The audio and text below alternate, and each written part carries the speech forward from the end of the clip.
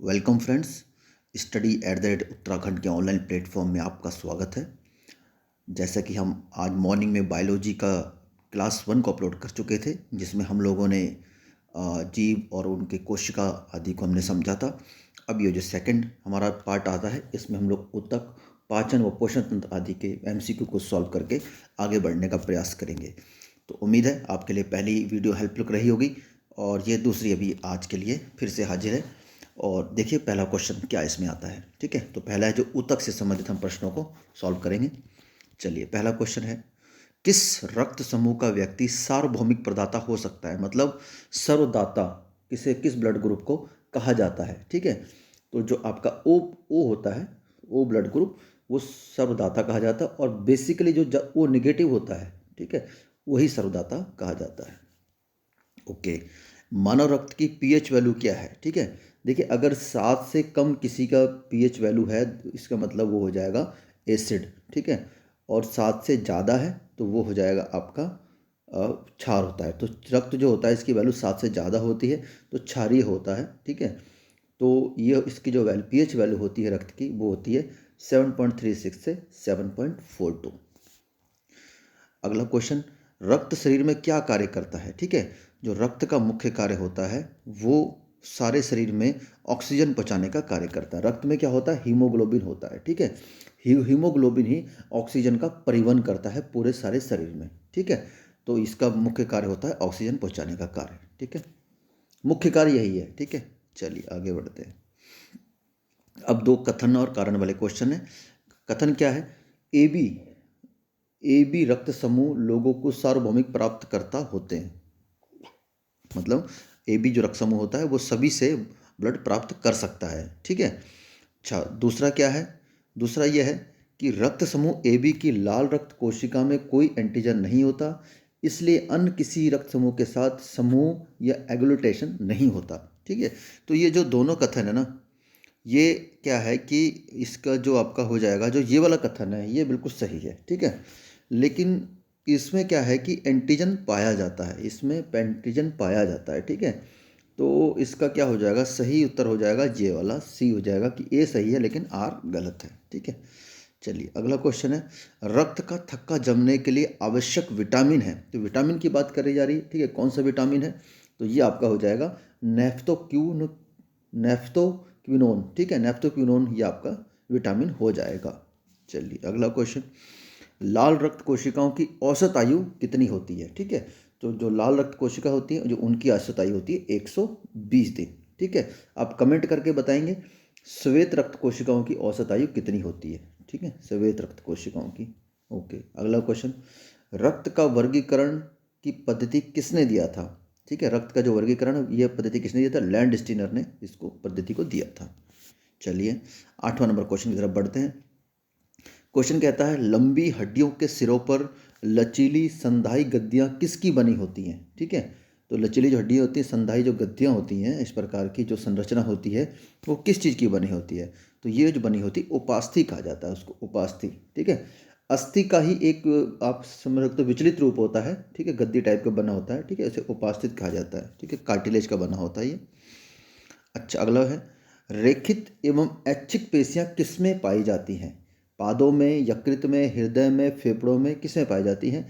तो जो रेखित एवं ऐच्छिक पेशियां पाई जाती हैं वो आपकी पाई जाती हैं पादों में।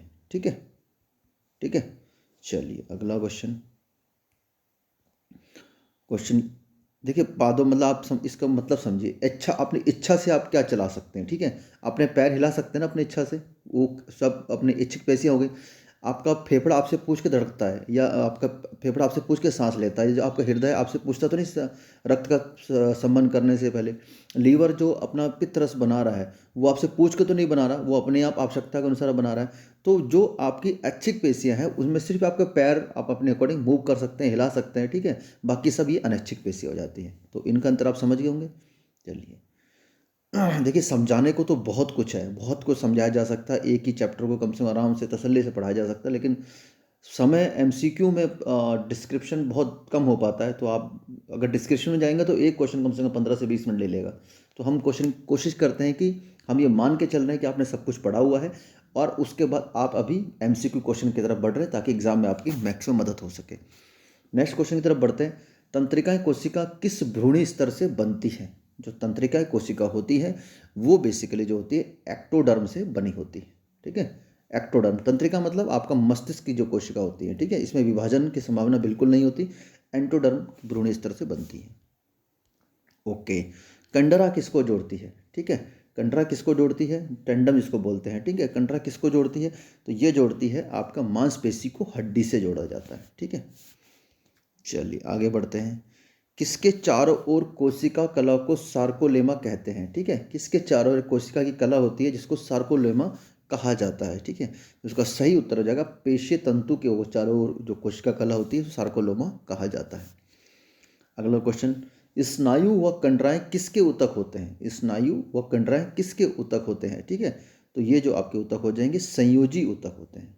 कैसे ऊतक? कैसे मतलब किस प्रकार के होते हैं? संयोजी ऊतक होते हैं। ठीक है, इनमें कौन सा एक प्रकार का ऊतक है? इनमें कौन एक प्रकार का ऊतक है? ठीक है, जो आपका ब्लड होता है ना वो एक प्रकार का ऊतक होता है और खासतौर पर संयोजी ऊतक होता है ये।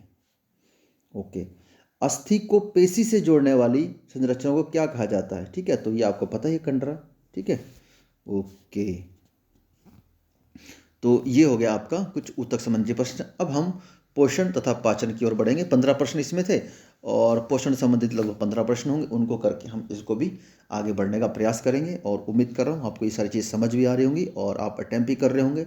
और मैं मान के चल रहा हूँ इसमें लगभग समस्त क्वेश्चन आपको आते होंगे, और नहीं आते तो आप अगले एग्जाम के लिए इनको पुख्ता कर सकते हैं आने वाले एग्जाम से पहले। चलिए पोषण संबंधित कुछ देखते हैं।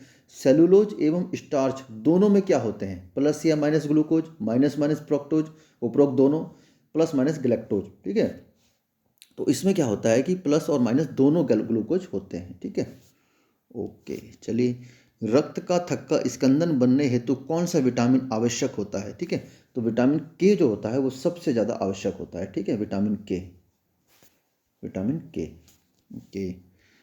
निम्नलिखित में कौन मांसपेशी प्रोटीन है? जो मांसपेशियों में जो प्रोटीन पाया जाता है उसे क्या कहा जाता है? तो वो जो होता है मायोसिन कहा जाता है, मायोसिन। ठीक है, अगला क्वेश्चन, प्रोटीन का मुख्य तत्व क्या है? प्रोटीन में मुख्य रूप से क्या होता है? ठीक है, तो प्रोटीन का जो मुख्य रूप होता है वो होता है कार्बन। ठीक है, उसका मुख्य तत्व कार्बन होता है प्रोटीन का।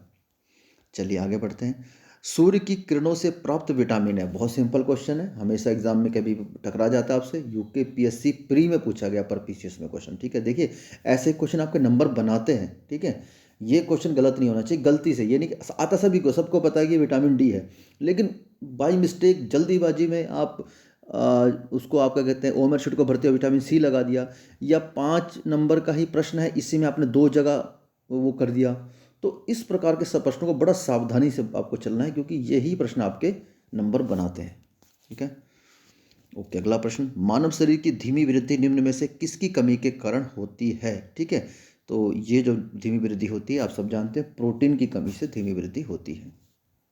अगला प्रश्न है, एक कठोर परिश्रम करने वाले पुरुष को दैनिक ऊर्जा की आवश्यकता होती है? ठीक है, एक कठोर परिश्रम करने वाला व्यक्ति है उसको पूरे दिन भर में कितनी ऊर्जा की आवश्यकता होती है?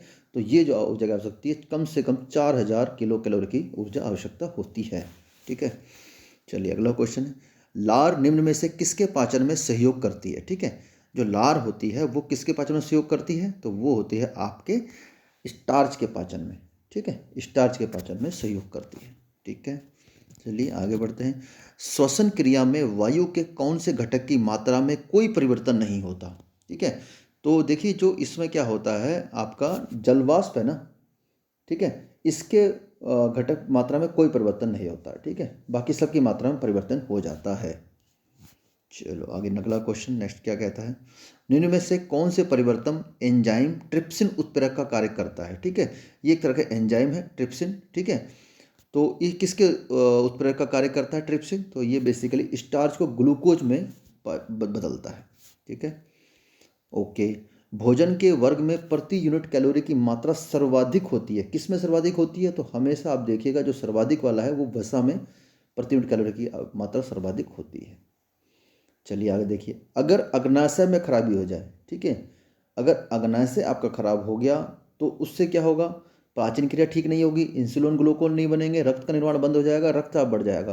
तो अग्नाशय से आपको सब जानते हैं, ठीक है, अग्नाशय से क्या होगा, आपका पाचन क्रिया ठीक नहीं होगी, ठीक है। ये तो बनेंगे नहीं, लेकिन ये जो होगा सही उत्तर इसका 12 का ए हो जाएगा, ठीक है। निम्न अंगों में से पित्त का संचय किसमें होता है, ठीक है। पित्त का संचय जो पित्त बनाता है वो तो आपका लीवर या जिसको यकृत कहते हैं वो बनाता है, लेकिन संचय होता है वो पित्ताशय में, ठीक है। चलिए अगला क्वेश्चन, मानव शरीर में पाचन का अधिकांश भाग किस अंग में संपन्न होता है, ठीक है। तो जो मानव जो आपकी देखा होगा, ये मुख गुहा हो गई, ठीक है, फिर आपका अमाशय हो गया, ठीक है, अमाशय के बाद आपका यहाँ पे यकृत होता है, यहाँ पे अग्नाशय होता है, ठीक है। फिर आपने ये संरचना देखी होगी, ठीक है, ये छोटी आंत इसको बोला जाता है, फिर इसके चारों तरफ ऐसे बड़ी आंत होती है, ठीक है। तो इसमें जो संरचना सबसे ज़्यादा मुख्य पार्ट होता है वो आपका इस छोटी आंत में मुख्य रूप से पाचन क्रिया होती है, छोटी आंत में, ठीक है। चलिए अगला लास्ट क्वेश्चन है पोषण पाचन तंत्र का, अमीनो एसिड या अमीनो अम्ल की आवश्यकता किसके संश्लेषण के लिए होती है, ठीक है। तो अमीनो एसिड की आवश्यकता आपके लिए होती है प्रोटीन के संश्लेषण के लिए इसकी आवश्यकता होती है। तो ठीक है, ये हमारे क्वेश्चन थे हमारा सेकंड पार्ट में। और अगला जो थर्ड पार्ट आएगा उसमें हम कम से कम फिर से 2 चैप्टर को लेकर चलेंगे। जो चैप्टर होंगे वो मानव शरीर के तंत्र हो सकता है, और उसके बाद आपका चांसेस है, 1 सेकंड मैं देख लेता हूँ, 1 सेकंड बस, वो और मानव स्वास्थ्य और रोग वाला जो चैप्टर है उसको हम लेके चलेंगे। तो फिलहाल ये हमारा पार्ट 2 था, तो उम्मीद करता हूँ आपके आने वाले एग्ज़ाम में इसके आपको मदद मिलने की संभावना है। और बने रहिए स्टडी और एट द उत्तराखंड के साथ। और मोरल अप करके रखना है, स्टडी से घबराना नहीं है, लगे रहिए, ठीक है। जब तक तोड़ेंगे नहीं तब तक छोड़ेंगे नहीं, ठीक है। जब तक तोड़ेंगे नहीं, तोड़ के ही छोड़ना है, ठीक है। तो आपको क्या तोड़ना है, एग्ज़ाम वाला जो बैरियर हो रहा है, जो आपका जो सिलेक्शन वाला बैरियर है उसको तोड़ना है, उसके बाद ही सिलेक्शन लेके छोड़ना है इस पढ़ाई को नहीं छोड़ना, पढ़ाई लगातार रहनी चाहिए, अभी आपका रुकना नहीं है, लगे रहिए, बने रहिए स्टडी उत्तराखंड के साथ। मिलेंगे नेक्स्ट वीडियो में, तब तक के लिए जय हिंद।